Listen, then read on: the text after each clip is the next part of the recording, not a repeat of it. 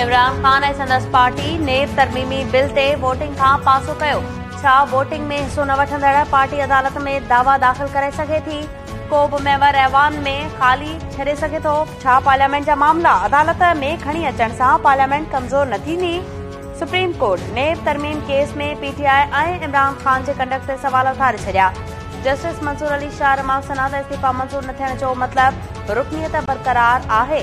कानून साज़ी वक़्तु बाइकॉट करण ऐं बाद में अदालत अचण सां जमहूरियत कमज़ोर न थींदी। चीफ जस्टिस सुमलता बंदयाल रिमार्क सना त इन नुक़्ते ते इमरान खान खां जवाब तलब कयो वेंदो।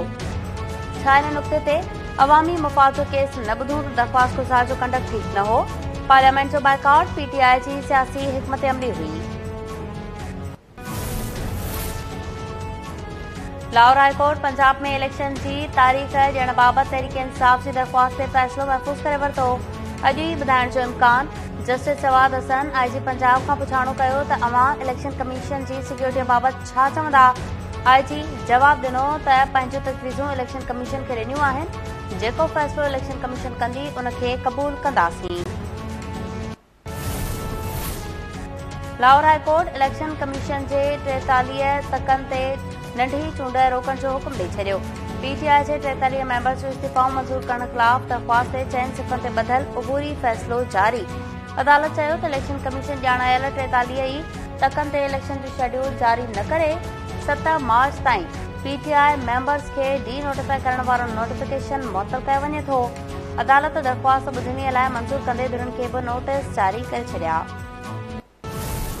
कोशिश करेंगे इंशाल्लाह कि पाकिस्तान दूसरी दफा अपनी तारीख में IMF का प्रोग्राम मुकम्मल करे। इसके नतीजे में जो कैलकुलेटेड हमारा है नेक्स्ट ट्रेंड जो है वो $1.2 बिलियन की 894 million SDRs we will be entitled two.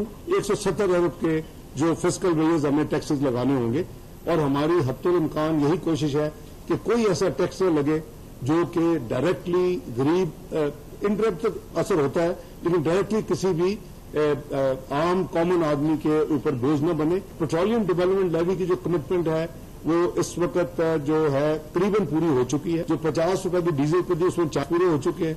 तो इस पे जो बैलेंस है 10 रुपए वो हमें 5 रुपए 1 मार्च 1 अप्रैल को, बट ऑटोमेटिकली दैट हैड टू बी डन। जाहिर है कि अगर 170 के लाने तो हमें एक मिनी फाइनेंस ऑर्डिनेंस लाना पड़ेगा या बिल लाना पड़ेगा।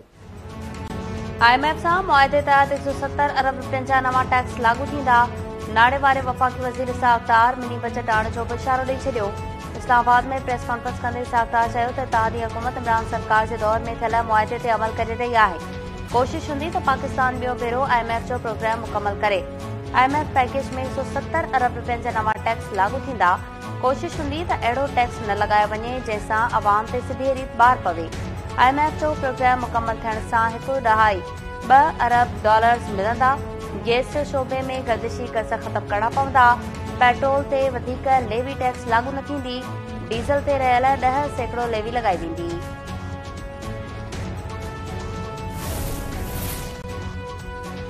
इलेक्शन कमीशन आरो एहतजाज ऐं सरकारी कम में मुदाख़लत वारे केस में पीटीआई चेयरमैन इमरान खान जी तिबी बुनियादुनि ते मुस्तक़िल हाज़िरी खां छूट वारी दरख़्वास्त रद्द। इस्लामाबाद जी दहशतगर्दी रोड अदालत इमरान खान खे 15 फरवरी ते पेश करण जो हुकुम ॾेई छॾियो। अदालत चयो त इमरान खान खे वीडियो में घुमंदे फिरंदे ॾिसी सघिजे थो। इमरान खान अदालत में पेश थिए या न ज़मानत केस जो फ़ैसिलो ॿुधायो वेंदो। अॻूणी सदर आसिफ अली ज़रदारी ते क़त्ल जी साज़िश जो इल्ज़ाम लॻाइण ते गिरफ़्तार कयल अवामी मुस्लिम लीग जे सरबराह शेख रशीद ज़मानत लाइ इस्लामाबाद हाई कोर्ट में दरख़्वास्त दाख़िल कराए छॾी।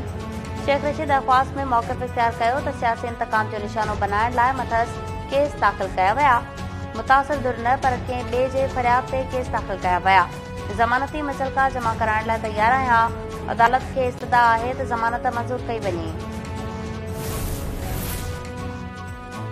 खिते में सामूंडी तहफ़्फ़ुज़ सां गॾु मौसमियाती तब्दीलियुनि खे मुंहुं ॾियण जी गॾिजी ज़रूरत आहे। मैरीटाइम सामूंडी वापार जे तहफ़्फ़ुज़ में अहम किरदारु आहे।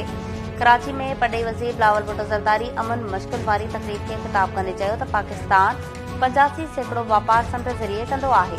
सामूंडी वसीला इस्तेमालु करण सां ईंदड़ नसल खे फ़ाइदो थींदो। पाकिस्तान सामूंडी तहफ़्फ़ुज़ लाइ हर वक़्तु तयारु आहे।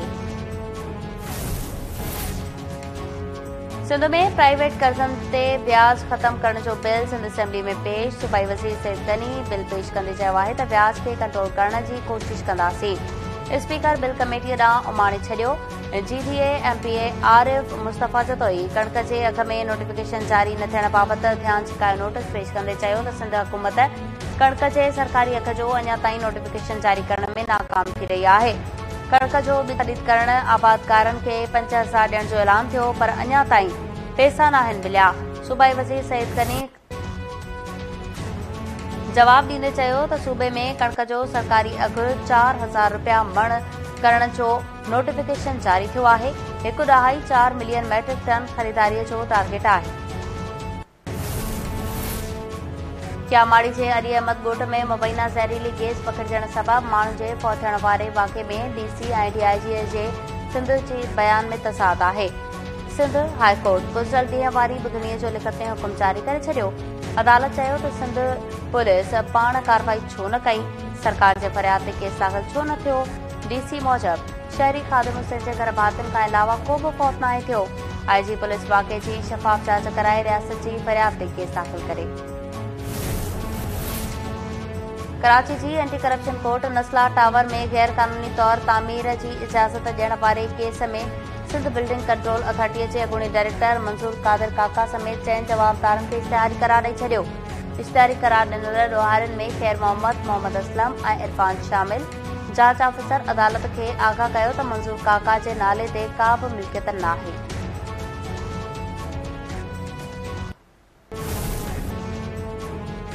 नामियारो शाइर अदीब ऐं ड्रामा लेखक अमजद इस्लाम अमजद 78 वरनि जी ॼवार में दिलि जो दौरो पवण सबबि लाहौर में लाडाणो करे वियो। अमजद इस्लाम अमजद 40 खां वधीक किताब लिखिया। खेसि प्राइड ऑफ परफॉर्मेंस ऐं सितारा इम्तियाज़ समेत केतिरनि ई एवॉर्ड सां पिणु नवाज़ियो वियो।